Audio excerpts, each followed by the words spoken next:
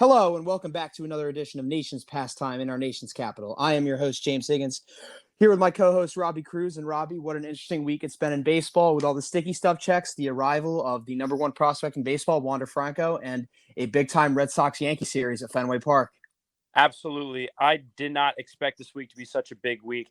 Did not expect Wander Franco to be called up, but I think we're going to talk about that later in this episode. I think a lot of big things and a lot of opinions have been expressed this week in baseball, and it looks like baseball is going through a lot of changes, James. Yeah, I completely agree. And you can see that this week with the sticky stuff memo, for lack of a better term, being passed down by Major League Baseball last Monday. Umpires now doing checks on pitchers when they leave the mound, sometimes once, sometimes multiple times in between innings.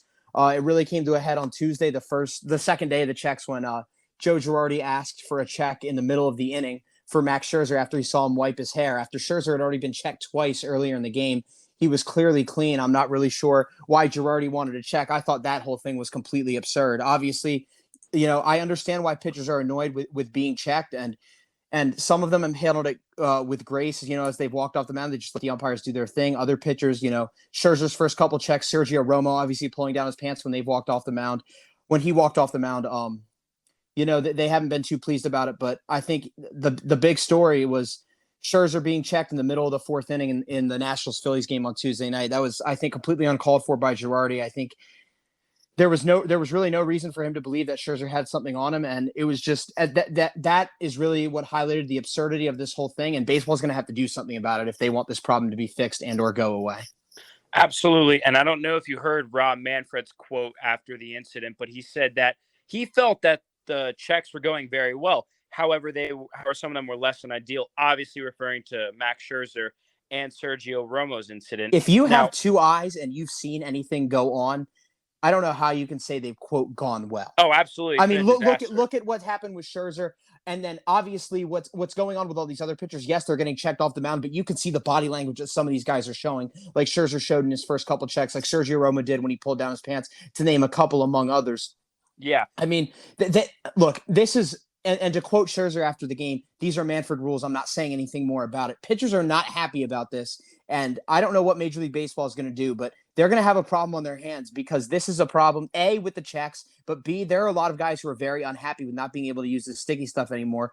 And we've seen it all around baseball affect guys differently. Garrett Richards has really gotten rocked since this memo went into place. Garrett Cole on Tuesday against Kansas City had his lowest spin rate since 2017 when he was with the Pirates, and he got absolutely shelled by the Red Sox today in Boston.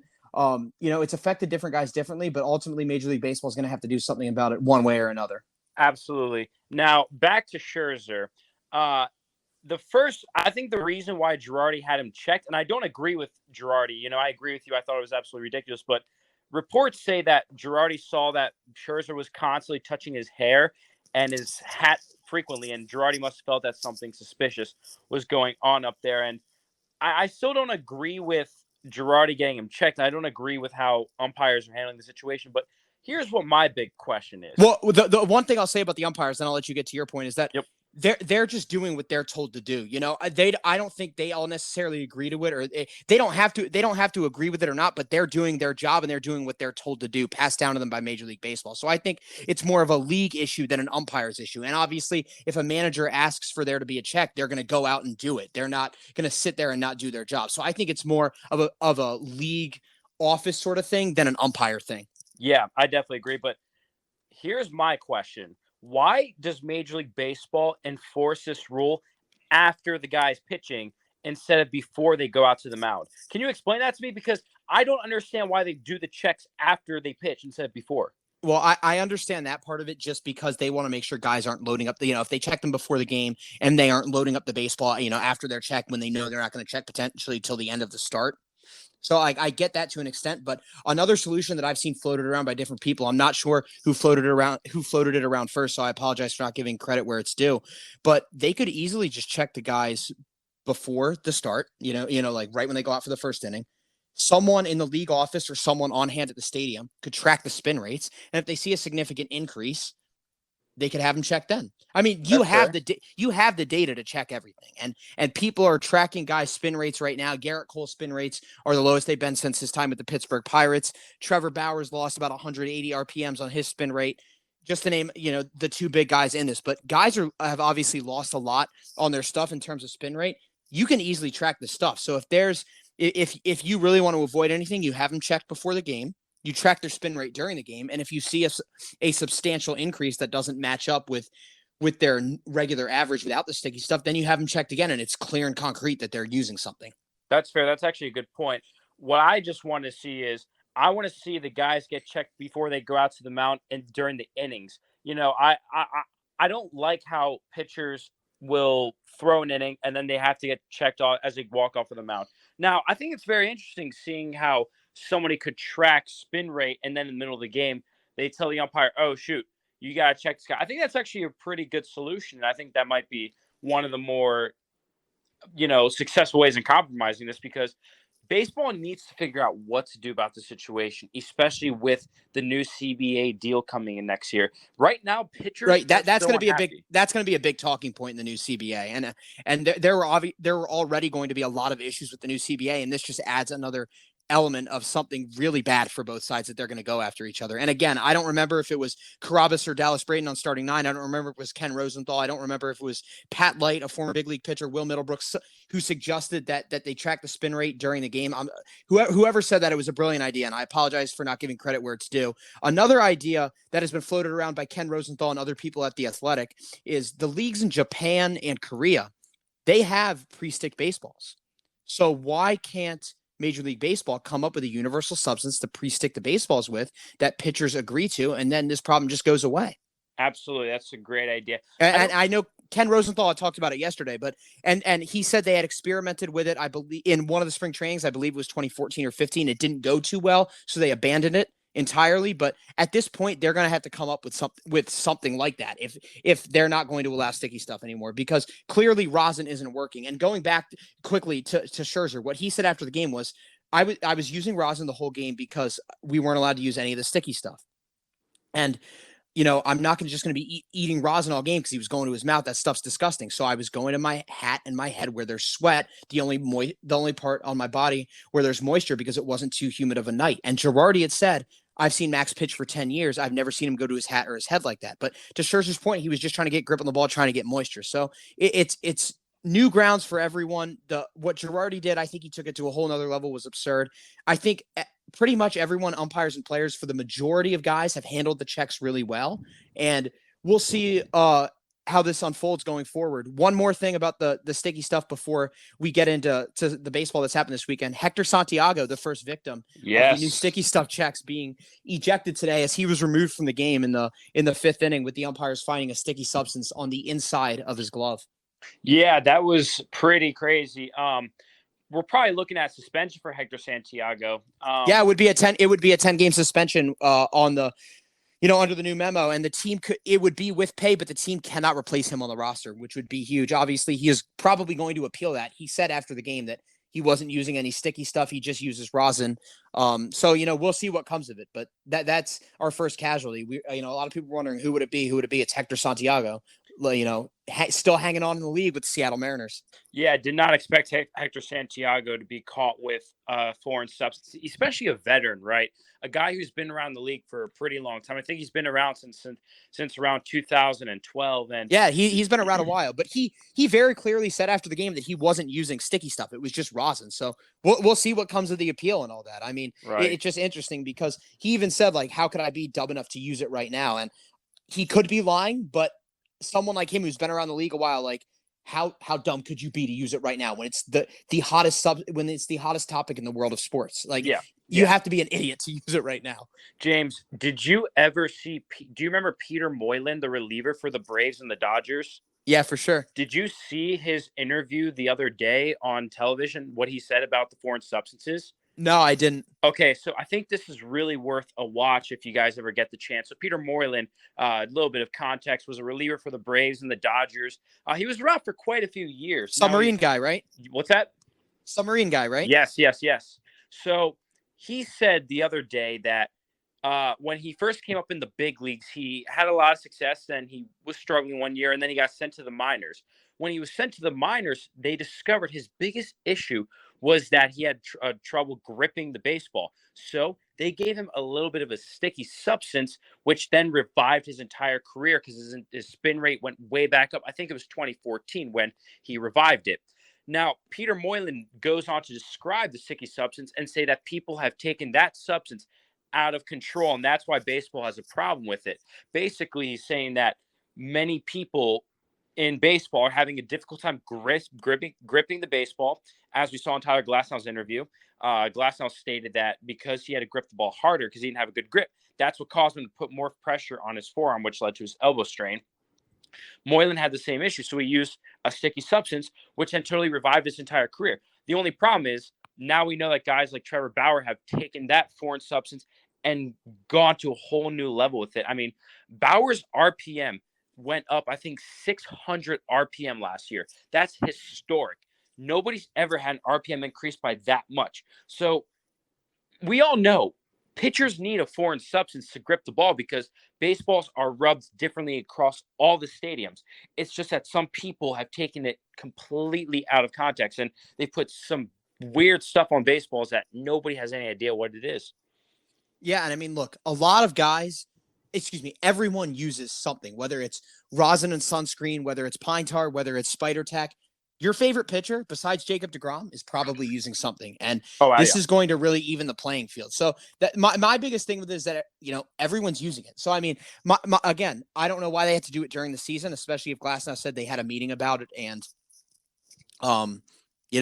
nobody had an issue with it. But it's a huge topic going forward. I'm sure we'll be talking about it a lot as the season unfolds, and we'll see if there are any more casualties or if guys can really police this on their own.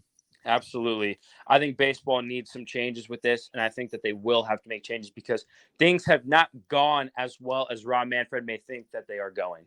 Absolutely not. Moving on to some of the stuff that happened on the field this weekend. First, to start at Fenway Park in Boston, a big sweep this weekend with the Red Sox sweeping the Yankees for the second time this year, a 3-game sweep at Fenway, winning on Friday night 5-3, winning last night 4-2, and then winning today absolutely bludgeoning Garrett Cole 9-2. A huge 3-game sweep for the Red Sox, and the Yankees did not show up at all. Their offensive woes continued as they've really struggled outside of Aaron Judge to consistently hit the ball all season long. Their pitching didn't show up when they needed him to. Their $324 million man, Garrett Cole, did not pitch well today. He got tagged for 6 earned runs. It drops New York to 6.5 back in the AL East. They're now in 4th place behind Toronto. They're 6.5 back of Boston, 6 back at Tampa Bay. The Yankees now have a -4 run differential. Robbie, what do you make of the Yankees' struggles specifically this weekend and inside the division, as they have not played well all season against Boston, Tampa Bay, or Toronto?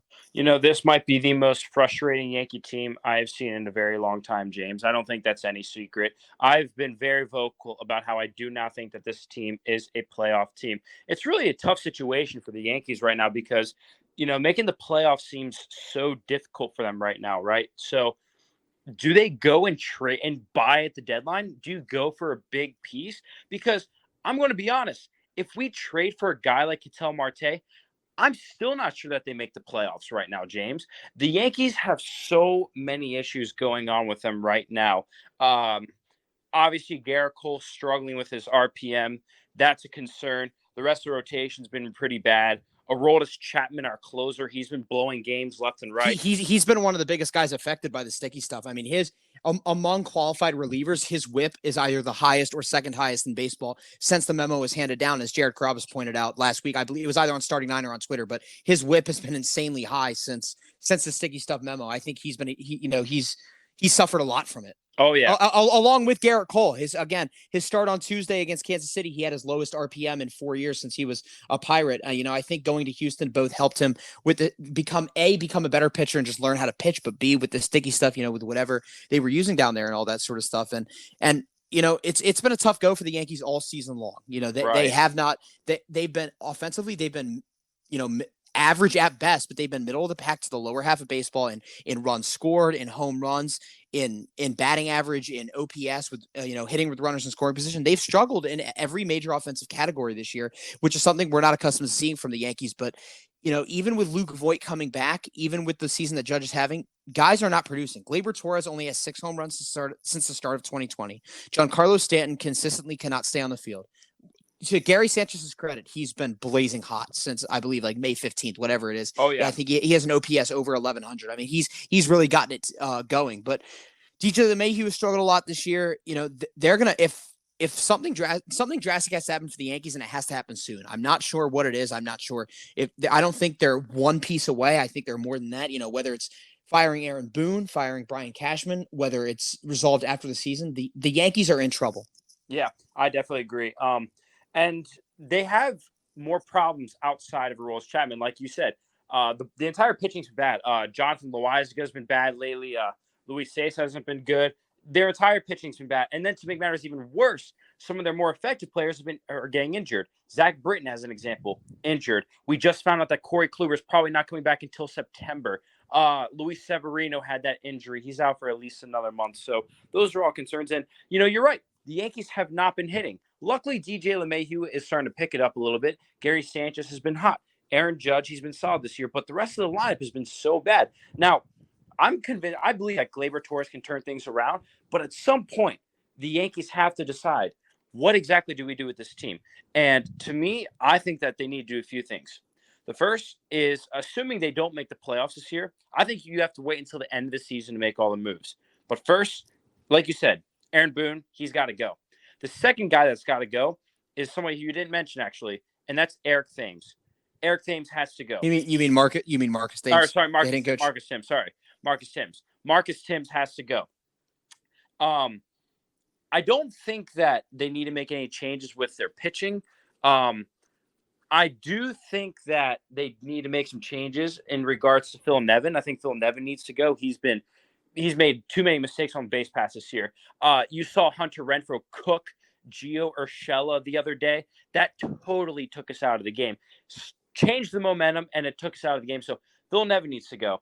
And then as for players, I don't think that they need to make too many changes because I still believe in some of the players that they have. I think that they can turn it around in regards with them. But I think you got to fire Aaron Boone, got to fire Timms, and then Phil Nevin's got to go. Brian Cashman, I'm willing to give another year or two, but if he continues to, disappoint, then he's got to go. Yeah, obviously it's been a tough go for the Yankees this year. They're currently in 4th place in the AL East right now, out of a playoff spot in the American League. Garrett Cole today pitched 5 innings, gave up 6 runs. 5 of them were earned, walked 2, struck out 6, gave up 3 home runs, including a leadoff homer to Kike Hernandez, a solo home run to JD Martinez, and a big 3-run home run to Rafael Devers in the first inning that really broke the game open, a 451-foot bomb for Devers. Quickly on Devers, he's had an unbelievable season right now. He is the leading vote getter at third base for the AL All Star team. He was listed as one of the 3 finalists. He's hitting .283 on the year with 19 home runs. He has 64 RBIs, which is second in Major League Baseball only to Vladimir Guerrero Jr. and has a .926 OPS. When you talk about the 25 and under club in Major League Baseball and how much young talent there is in this game, everyone talks about Tatis, everyone talks about Vladdy, everyone talks about Acuna, everyone talks about Soto. Rafael Devers absolutely belongs in that conversation. What he's done since 2019 has been unbelievable. 19 probably should have been an all-star. He wasn't an all-star. In 156 games in 19, he had 201 hits. He had 54 doubles, 32 home runs, 115 RBIs to go along with a 311 average and a 916 OPS.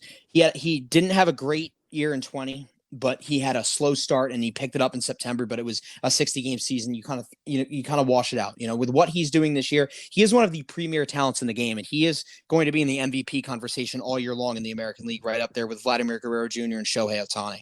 Absolutely. Now, James, I got to ask you, are you concerned at all with JD Martinez? Looking at his stats, his last 7 games, he's hitting .241. Last 15 games, just hitting .258. And then your last 30, hitting just .262. Are you concerned with JD Martinez at all? No, I'm not concerned with JD. He's been going through a little bit of a power spell. He only has 3 home runs, in his last 27 games. Going back to the beginning of the season, he really fire in April, and he had an okay May, but he's had a little bit of a struggle in June, but at the end of the day, he's still one of the premier hitters in baseball. Still has 15 home runs, an OPS over 900. He should make the All-Star team. the Red Sox, JD is going to be just fine. He's going to put up JD numbers at the end of the year. He's going to have 35 bombs, going to have over 100 RBIs and OPS over 900. The Red Sox offense is a top 5 offense in baseball when you look at it. Verdugo, Bogarts, Devers, Martinez, and even Hunter Renfroe. Those 5 guys are really producing. We saw it on full display this weekend. The Red Sox are really one of the surprise teams in Major League Baseball. Not a lot of expectations for them going into the year, but right now they sit at the top of the AL East at 47-31 with the second best record in the American League, only trailing Houston by a game in the win column and a game in the loss column. So 2 games back in the American League of having the best overall record. They've done it with solid starting pitching. The rotation has had its struggles as of late, but they still held up. Nathan Eovaldi spun a gem last night. Martin Perez has been decent all year. The bullpen has been a really solid. It's a really huge key to their success. 2 former Yankees really stood out this weekend. Garrett Whitlock, the Rule 5 pick, he's been stellar all season long. We don't really talk about relievers that much in general. Garrett Whitlock has had a phenomenal season. He has a 1.42 ERA. He's really kind of been a long guy. In 38 innings pitched, he has 40 strikeouts. Adam Ottavino, again, who the Yankees traded to the Red Sox this offseason, has had a stellar season. He came in both on Friday and Saturday. He nailed down his 5th save of the season last night. In 32 innings pitched, he has 38 strikeouts with a 2.81 ERA. And then Matt Barnes, who has been the Red Sox closer all season long, has really been dominant. And besides, he's right up there with Chapman right now for the best closer in the game this year. He has 16 saves on the season with a 2.81 ERA and 54 strikeouts in 32 innings. So the Red Sox offense and the Red Sox bullpen have been huge contributors to their success. The starting pitching has treaded water for now. Garrett Richards is really struggling at a certain point. I would expect Tanner Houck to be up soon for someone. And Chris Sale threw the live hitters yesterday, so he's coming back soon. He's going to be a huge piece for the Red Sox. Nobody at the trade deadline can acquire a talent like him because he is one of the top 5 pitchers in baseball when he's right. So if the Red Sox continue playing like this, when Chris Sale comes back, look out because they're going to have one of the elite pitchers in the game. Absolutely. And another reliever that the Red Sox have that I don't think gets much attention and appreciation. Josh Taylor. Yeah, exactly. Yeah! Oh, my gosh. He is tough. 22 straight scoreless appearances. He had an ERA over 8 in April, has not given up an earned run, I believe, since April 25th. I could not believe that when I saw that. Look, if he didn't have that bad of an April, he would genuinely be an all-star. He hasn't given up an earned run since the end of April. I mean, it really has truly been unbelievable. When you talk about underrated relievers, Josh Taylor has had a phenomenal season. Oh, yeah. Josh, I saw him pitch the other day. The dude's absolutely phenomenal. I really like this kid. I don't think people appreciate the Red Sox bullpen as much as they should. I mean, I think the Red Sox bullpen is actually one of the stronger ones in baseball. Yeah, no, look, the back end of their bullpen has been solid. You have Whitlock, you have Ottavino, you have Barnes, and then you have guys like Taylor and Sawamura who can get the job done. The 2 biggest needs that the Red Sox need to address the trade deadline is starting pitching, and they can obviously, if Sale's coming back and they call up Houck, they don't necessarily need to address it. And whether it's they get a bat for first or second base or get a bat for the outfield, but they're going to need to get a bat for the outfield and one of those 2 infield positions because, those spots really haven't gotten the job done this year. We'll see what they do going forward, but Alex Cora has been the biggest difference maker. His energy in the dugout has been infectious. The team feeds off it, and they've been a very fun team to watch all season long. Moving forward now to the hottest hitter on the planet right now, Kyle Schwarber. On Friday night, he hit his 13th home run in a 14-game stretch, and he joined the likes of Barry Bonds and Troy Tulowitzki as the only 2 other players to hit 13 home runs in a 14-game span. And Thursday night, when he hit his 8th homer in a 5-game span, he was the first player in Nationals-Expos franchise history to do so. And I believe he joined Manny Ramirez, Jim Thome, and Sean Green and Barry Bonds as the only other players to do that. So Kyle Schwarber has been the hottest hitter in baseball these last 2 weeks. He's on a all-time hot streak. The 3-homer game last Sunday on Father's Day, he hit 2 home runs. The day before in the doubleheader against the Mets, hit a couple more this week on Thursday in Miami, hit another one on Friday. What he's done is truly incredible, and he's vaulted the Nationals into second place in the National League East at 37-38, only 1 game under 500, 4 games back of the Mets, and they've been, I believe it's 12-3 over their last 15, largely due to Kyle Schwarber's red-hot hitting. Absolutely. They've had production from so many different pieces, and it's a big reason for sure. Doing well. Trey Turner, Soto, but obviously, Schwarber's been the cog in this whole attack. Oh, absolutely. I mean, I think that this might be the hottest streak of Kyle Schwarber's career. It's one of the hottest streaks we've seen in the last 20 years in Major League Baseball. In his last 7 games, he's hitting 357 with 7 home runs. So 7 games, 7 home runs. What's his OPS? OPS during that time is, oh gosh, I don't even. This doesn't even say. But in his last 15 games, he's got 12 home runs. That is utterly insane. The dude has put himself into the home run king competition. He's put himself in the home run derby probably, and I think he's really been great for the Nationals. I'm pretty surprised. I didn't expect him to perform this well when they signed him. All right, over his last 7 games, he's slugging 1107 and has a 438 on base percentage. So he has over a 1500 OPS in his last 7 games. With his recent performance, Robbie, does Kyle Schwarber belong in the All Star team? Because I say yes. Oh, that's a good question. I say yes. Look, I know like the All Star team is about a full season's worth of performance, but these 2 weeks have vaulted him into the top of the home run category. He's got a solid OPS overall in the season at 876. I think his hot streak should be rewarded with an All Star appearance because when you look at the numbers overall, yes, it's largely because of this 2-week stretch, but the numbers stack up. The number in OPS wise and especially home run wise, the numbers stack up. Yeah, I think he belongs in Colorado for the All Star game. That's fair. Now, do you think that he's good enough to start left or to play left field for the National League though? Because I mean, there are a lot of outfielders that you can make the argument for. I mean, I don't think he should. I don't think he should start, and he's not one of the finalists, so he's not going to start. Yeah, but, exactly. But look, it doesn't matter, and the National League gets to select one extra guy at any position to their roster because they out of all the reserves, they pick one of those guys to be the DH. So Schwarber, I mean, look, if Schwarber continues to stay this hot, they could select him as a reserve, and then he could be the starting DH, or he could enter the game later on as the DH. I think that's a fair argument. Honestly, I could see that because in National League, I think that there are so many different options out there. But I think Schwarber would be – I think he's good enough to make the All-Star game because he's been so hot. And I think he has to continue this through the rest of the first half of the season. If he keeps this up, then yes, he's an All-Star for me. But if you start to see him dip off, then I don't think he makes the All-Star game. I think that if he performs the rest of this half will dictate whether he makes it or not for me. Very understandable. And I believe the voting ends on Thursday or Friday. So he doesn't even have to continue it for as long as you know, we would think he would, right? Just a few more hot days at the plate. And Kyle Schwarber will probably find himself as an All-Star in Major League Baseball. Going on to now from the hottest hitter in baseball to the hottest team in the National League, the San Francisco Giants last night with a walk-off over the Oakland Athletics. They became the first team in Major League Baseball to win 50 games. They are probably the biggest surprise in baseball right now. I don't think anyone thought that anyone other than the Dodgers or the Padres would win that division going into the year. And the San Francisco Giants has played a great brand of baseball that can last. And you know, it's truly unbelievable what they've been able to do because the division that they're playing in, it's the best division of baseball with the Dodgers and the Padres, and of course the Giants. You know, playing how they're playing.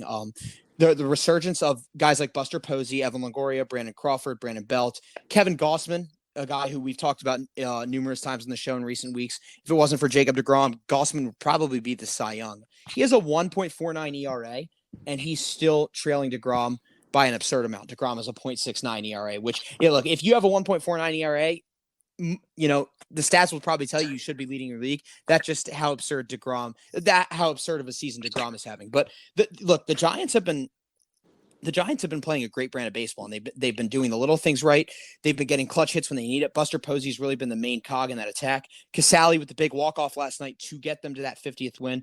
Do you see the Giants sustaining this performance going forward? And one more thing on the Giants before I get Robbie's take. Right now in the NL West, they lost today, so they didn't get to 51 wins, but they have a 4-game lead as the Dodgers play right now and the Padres play right now. They have a 4-game lead over the Dodgers, 5-game lead over the Padres in the National League West. Do you see them sustaining this performance and holding on to the division? You know, that's a good question. I think that they do, actually. I think that right now the Giants are a young team that has so much excitement, so much momentum, and so much passion to them. And I think that's going to carry them into the second half. I don't think that this is just a one-half streak for them. I think that they're going to keep it up. I think that they're going to be really good throughout the rest of the season.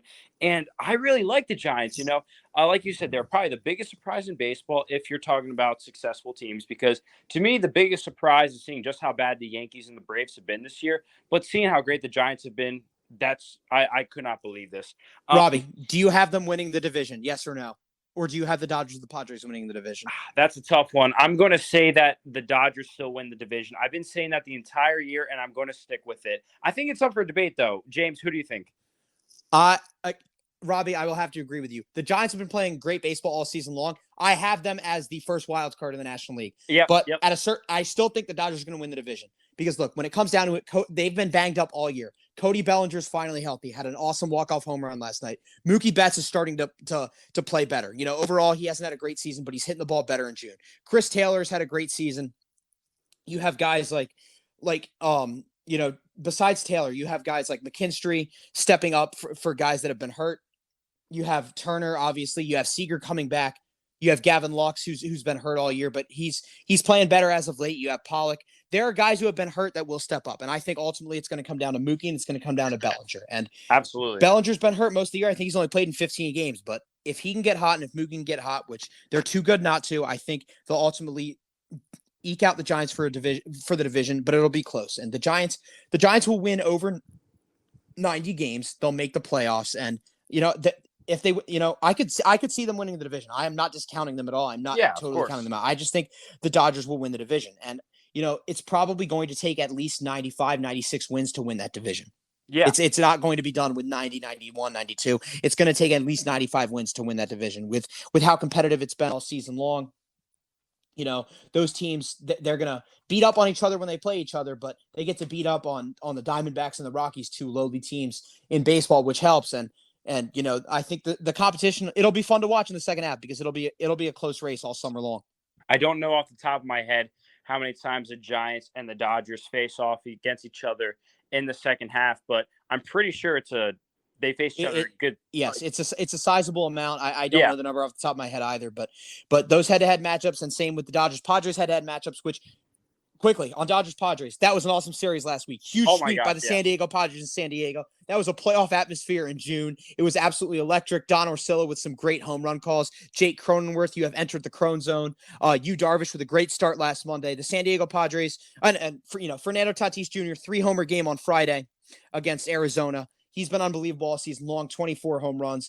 The Padres are right there in the thick of it. They've been playing great baseball all year long. They're one of the hottest teams in baseball. Manny Machado with a big home run on Monday night in the first game of the Dodgers series. I can't wait for more Dodgers-Padres series because that is the best rivalry in baseball right now, and it is completely electric when those two teams match up.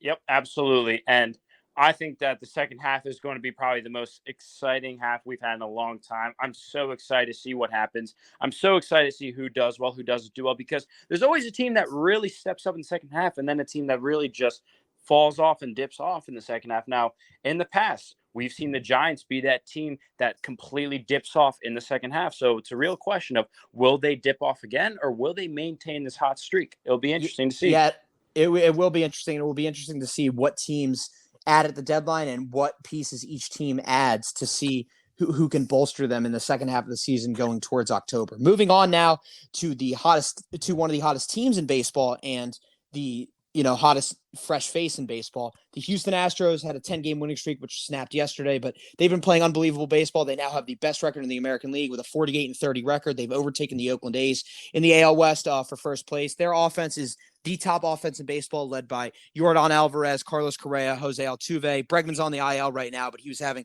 a solid season before he landed on the IL. The Astros are not a team that anyone wants to see in October. They look like they're hitting the ball just like they were from 2017 to 2019. They're doing everything right, and they are legitimately one of the most dangerous teams in baseball because when they're not hot, you don't want to face them, but when they're red hot like this, you don't even want to touch them because they can beat anyone on the planet. Yeah, absolutely. And Jake Odorizzi came in with a good start today. Odorizzi's obviously been struggling the entire year, so to see him step it up, I think is going to be huge for them. The Astros are going to need him because obviously Verlander's out for the season. They'll need Greinke, they'll need McCullers, and they'll need Odorizzi to really step up if they're going to be great this year. Definitely, and we'll see who they add at the deadline to bolster the rotation. They're going to add somebody now. Yeah, and they've not been afraid to add in the past. So it's just going to be interesting to see who they're willing to give up, what price they're willing to pay, and how deep of a run this team can make in October. Because one way or another, whether they win the division or they're in the wild card game, this team is getting to October. The offense is just too good. They're too complete of a team to not make it. But the question is, if they don't win the division and they have to play in that wild card game, yes, the offense can win them that game, but will the starting pitching keep them in the game or keep them in a shortened series? That's the biggest thing with the Houston Astros. Yeah, absolutely. I think it's going to be very interesting. Now, one last thing I want to mention for our episode today is I think, now going back to the Nationals, I think with their red hot resurgence, I think this completely takes Max Scherzer's name off of the Oh, trade block. they're very much in play to win a weak NL East. Exactly. Max Scherzer, whoever else you thought was going to get traded, nobody from the Nats is getting traded. They could very well buy at the deadline. They could very well buy at the deadline. They probably will, whether it's another arm in the rotation if they don't feel confident in Strasburg's health. Although if he's coming back, that's a huge piece, obviously, for them. Whether it's someone to anchor the bottom half of the order, whether it's a bullpen arm, whatever they decide to do, they're going to buy at the deadline. And it's going to be interesting to see if they catch the Mets at all. And if they do, when they catch them and how that race pans out. And the last thing I wanted to say, and I can't believe we waited this long in the show to get to it, the freshest new face in baseball, the number one overall prospect, Wander Franco, has been called up by the Tampa Bay Rays. He made his major league debut last Tuesday against the Red Sox, hit a big 3-run home run in that game. He's labeled as a generational talent. The scouts love him. He's the number one prospect in baseball for a reason. He's off to a slow start, 2 for 19 at the plate, but that's bound to happen, an adjustment curve, getting used to the major leagues. But it's very exciting to see the future of baseball, Wander Franco, finally up in the major leagues, and he's here to stay and hopefully to make an impact for the Tampa Bay Rays as they look to get something going offensively. Absolutely. I could see him having an impact on the Rays the way that Fernando Tatis Jr. had on the Padres. I could see him making that sort of an impact because he's like Tatis. He's a very exciting and electric prospect. Oh, absolutely. Absolutely. And what I get to before you continue, the expectations for that I think people are going to be disappointed if he doesn't win Rookie of the Year or isn't otherworldly in year one. Guess what? Playing Major League Baseball is very hard. It took Mike Trout. Mike Trout got called up in 2011, and he got sent back down and wasn't recalled until April of 2012. He was not very good in 2011. Vladimir Guerrero Jr. It took him all of 2019 and the shortened 2020 season, and look at the monster he is now. Look at the learning curve it took Bryce Harper. He won Rookie of the Year in 2012, yes, but it really took him 3 years before he burst on the scene with that unbelievable 2015 MVP season. Jared Kelenic, the number 4 prospect in baseball, a guy who's going to be a perennial All-Star. He was sent down after an 0 for 39 skid. I believe he was 8 for 73. He was off to a terrible start. They sent him back down. Playing in the major leagues is hard. If Wander Franco can just be an average major league player, that's perfectly fine for what the Tampa Bay Rays are looking for. And that's perfectly fine for year one. Because guess what? If he's an average player right now, he's going to be a generational talent. He's going to be a perennial all-star next year. Like it's totally fine for him to have this learning curve and just be an average player right now. If he's more than that, if he's the generational talent in year one, awesome. But if not, don't count him out. Don't say he's a bust. Don't say whatever. The expectations for these guys, because the projections are so high sometimes, it's hard to play Major League Baseball. And Wander Franco at some point or another, whether it's now, whether it's next year, whether it's in 2 years, will reach that level of elite greatness that we all expect him to reach. Absolutely. I think that people are being a little bit too harsh on Franco right now. People forget that the dude's just 20 years old. And he's hit the ball hard a few times. I really like his game still. I think that he's going to be just fine for the Rays. I think that people who are expecting him to come in and hit 400 right away, I think their expectations were just too high. Now I understand he was hitting 339 or around that in the minors, so that's great and all. But I just don't think it's realistic to expect a 20-year-old to come up instantly and figured out right away. Like you said, there are several other top names in baseball who struggled right away, and I think that's okay. So I think people need to cool down with the Wander Franco hate, and I just give the guy some time. Maybe they'll send him back down in the minors pretty soon and give him some more swings down there before they call him back up. But I think he's going to be just fine, and he's going to be a perennial all-star. Definitely. And one final team I wanted to touch on as we wrap up here, the Milwaukee Brewers. They've been red hot lately. They have overtaken the Chicago Cubs and the St. Louis Cardinals for first place in the National League Central right now. The Milwaukee Brewers are 45-33. They're on a 5-game winning streak. They're 7-10. They're 7-3 in their last 10 games. Behind some very strong pitching, obviously from Woodruff and Burns. Yelich with a big 2-run home run yesterday to cap off a big win. The Brewers have been playing red hot baseball. Robbie, going forward, do you like the Brewers or the Cubs to win that division? I still like the Cubs. I'm going to be honest. I don't think that the Brewers are going to keep this up. I think that they're going to be one of the teams that dip off in the second half, like how I mentioned earlier. Some teams just fall off in the second half. I think this year that's going to be the Milwaukee Brewers. James, what do you think? I think they're going to be right in it till the end. Last week on the show, I said the Cubs would win the Central. Right now, it's going to come down to the Cubs and the Brewers. Right now, I'm not going to put it. I don't know who's going to win. If I had to give one definitive pick, I would probably pick the Cubs because consistently offensively top to bottom, I trust them more than I trust the Brewers. I trust the Brewers pitching more than I trust the Cubs pitching, but overall from a consistency standpoint as a team, I trust the Cubs more. Now, if you ask me in a week, I very well might say the Brewers, but I think it's going to be a dogfight, including St. Louis with those three teams all summer long, for that division. That's going to be it's a division we expect it to be tight all season long. I don't see why it would be any different. And I think it's going to be a fun summer, especially if Christian Yelich starts to heat up. He had a big 2-run home run yesterday. He's battled injuries all year. We'll see if he can heat up. We'll see if he can heat up. Yeah, and right now, I think a big reason as to why I think that the Cubs are going to come back and win the NL Central is because a lot of players on the Cubs aren't hitting well right now. You look at how poorly Javier Baez has hit, how poorly Wilson Contreras has hit. Chris Bryant hasn't hit up to his standards. But then you look at guys on the Brewers. The biggest thing with Bryant is that he got hit in the hand a couple weeks ago and had a contusion. Bryant is probably going to be the starting third baseman on the All Star team.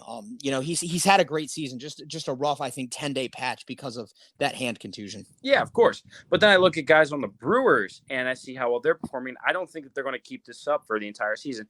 I don't think Colton Wong's going to perform well this entire season. They really need Keston Hiura to get right. Absolutely. They just recalled him for the second time this year. He's been sent back and forth a couple times. They need Keston Hiura to get right. He had a really good 2019, was not good at all last year, and was off to a dreadful start this year. If Keston Hiura is going to be a big if the Brewers win the Central, Keston Hiura is going to have to be a big reason why, because they're going to need to get some offensive production out of more guys than just one or two. Real quick here sorry, go ahead. Oh, no, I had nothing. Real quick, as we touched on earlier, the Dodgers and the Giants play a 2-game series tomorrow and Tuesday. So that's a big series, obviously, in the West. We'll see if the Dodgers can rebound, take those games, put themselves into striking distance in the division. Shohei Ohtani, go ahead, home run today. He can do it all. He's literally Superman. He was the first person to accept the invitation to participate in the home run derby. I'm very excited to watch one of the most exciting players in the game participate in the derby. Trey Mancini has also accepted an invitation to participate in the home run derby in Colorado. He's had a great year coming off the cancer that he had last year. Just an incredible comeback story. I'm really excited for that. I'm excited for the All Star game. I'm excited for the home run derby in Colorado. I'm excited. I'm excited for the rest of this first half of baseball to see what really shapes into form at the All-Star break, where we stand in the standings, all that sort of stuff. Robbie, what guy are you most excited to see? Oh, first of all, these All-Star game jerseys are hideous. Oh my God. They are so ugly. My question is, and you can answer this after, who do you want to see make the All-Star game the most out of anyone? But these All-Star game jerseys are hideous. The All-Star game has always been about wearing your home or your away jersey during the game and seeing all 30 teams represented with their jersey. It's awesome on the field to see that. The batting practice jerseys, they've usually been pretty cool. We've had some cool jerseys in the last few years. The one at Nats Park a couple of years ago, the ones at Citi Field for the Mets in 2013, the one in Kansas City in 2012. You can go back. We've had some awesome batting practice jerseys. These jerseys are just hideous, and they're wearing them in the game now. So they double down on something ugly. Not only are they very ugly jerseys, they kind of incorporate the red, white, and blue color themes for the Atlanta Braves, as they were originally supposed to as the All-Star game. But the jerseys themselves are just hideous. They're only 2 buttons. They say the 3 letters of the city, and then they have the team logo right over that, so you can't even read it. They have a floral design on the sleeves. It's ugly from top to bottom. No, I absolutely agree. The jerseys are atrocious. Now, you asked me who I want to see in the All-Star game. Can I start with somebody who I don't want to see in the All-Star game? That's a finalist right now. You can play. You can say one of each. You can say who you don't want to see, and then you can say who you want to see. I am so outraged right now that Martin Maldonado is about to make the All-Star game. Look. He's not going to make the All-Star game. Salvador Perez will be the fan vote, and then the player vote will be the reserve. Martin Maldonado is not going to be the player reserve. I can promise you that. I'm going to hold you to that because I don't want to see Martin Maldonado in the All-Star game. It's going to be Gary. It's going to be Look, it's going to be Gary Sanchez, and if it's not Gary, it's going to be Yasmani Grandal. I know Grandal's average has been terrible, but he's having like an historically weird season where he has an OPS over 800. He's still hitting home runs, but his average is below 200. So it's probably going to be one of those two guys. The only, you could put Max Stassi in that conversation. Christian Vasquez Well, it's not going to be Martin Maldonado. I don't think it will either. But and now, who do you want to see in the All-Star game? Now, it can be anyone. I think this guy will make the All-Star game, but I really want to see Cedric Mullins in the All-Star game. Yes. Mullins absolutely. Mullins really does deserve it, and I don't think he'll win the fan vote for starting. I believe he is a finalist, but Cedric Mullins, the Orioles have not had many bright spots this year. Cedric Mullins is one of the very few bright spots to go along with John Means and Trey Mancini. Cedric Mullins on the season, he's hitting .312. He's got 13 bombs, 28 RBIs, 12 stolen bases, and a .916 OPS. So just a great season for Mullins, a guy who had really struggled in his first couple of years up in the bigs. He is very deserving of making the All-Star team for the American League. Real quick. Now, I want to ask you one thing, though. Yeah, go ahead. Do you remember Cedric Mullins made one big adjustment in his game? I think it was last year. Do you remember what that adjustment was? No idea. He used to be a switch hitter, and then he stopped hitting right-handed. Makes sense Yes. because and what Mullins has done, it really is admirable for this Baltimore team that they had a 20-game road losing streak. Arizona obviously had the all-time record at 24, but Baltimore was very close to breaking the same record in the same season, but they snapped it on Friday night. Absolutely. With a win over Toronto. But yes, Trey Mancini, John Means, Cedric Mullins, the only bright spots. Could the Orioles have 3 All-Stars? They could. I mean, I don't think they will. I don't think they will, but I think they very well could. We'll see what happens going forward as the finalists are revealed. Excuse me, the starters are revealed on Thursday night. The finalists have already been revealed today. 2 guys I want to see. The first guy, we talked about him a lot, Rafael Devers. I'm pumped to see him make his first All-Star game. I want more national attention on a guy like Devers. He's had a phenomenal season, and I think his hard work will be rewarded. The second guy who I'm excited to see. Actually, it's 2 guys. They play for the same team. That it will be both of their first All-Star games. Jesse Winker and Nick Castellanos. They both had phenomenal seasons for the Cincinnati Reds. They're both deserving of making the All-Star team. The Reds offense has been great this year, but it's been led by those 2 guys, and they both deserve to start. I'm not sure both will start, but they both deserve it. And I'm excited to see guys like that. They've been in the league for a while. Finally, having the best years of their career, and I think guys like that, it's cool to see in the All-Star game. So I'm excited to see those 2. Now, James, I want to know, is there anybody that you don't want to see in the All-Star game? Not anyone in particular that comes to mind. Oh, another guy, of course, Buster Posey after his career surges. I'm excited to see him. I don't think there's any guy that I'm not excited to see. I mean, unless it's one of these guys who wins the fan vote that doesn't deserve it. Like that would be the only thing. But besides that, I don't. If the projections hold up as they do, there's nobody that I'm not excited to see. Yeah, I agree. The only one I just don't want to see is Martin Maldonado, because I think he's hitting 171 right now. And just vote for Salvi. Make sure he's the starter in the American League, and all will be good there. Yeah.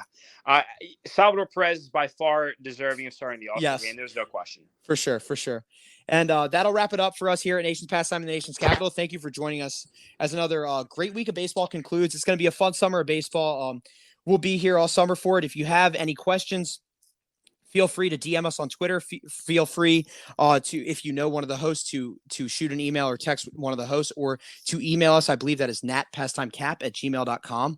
We will be posting the link on Twitter. We are now on Spotify. We are still on YouTube.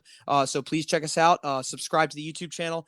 Refer us to a friend and help the brand grow. We all love baseball here. So be a friend, tell a friend. If you love to quote the great Pat McAfee, if you love the podcast. For my co-host Robbie Cruz, this is James Higgins signing off after another great week of baseball. Enjoy this week. Vote for the All-Star team and have a good one. Peace out, guys.